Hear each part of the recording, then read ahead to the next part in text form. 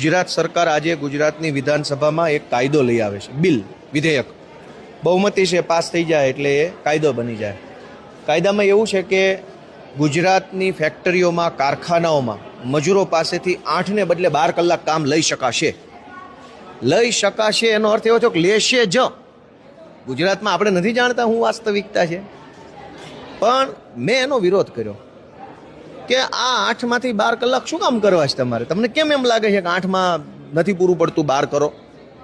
તો સરકારે બિલમાં કારણો લખ્યા હતા લેખિતમાં કે ગુજરાતનો ઔદ્યોગિક વિકાસ કરવા, ગુજરાતમાં મૂડીરોકાણ વધારવા અને ગુજરાતનો વિકાસ કરવા માટે સરકારને એમ લાગે છે કે હવે કારખાના અધિનિયમમાં સુધારો કરી 8ને બદલે 12 કલાક કરી નાખો.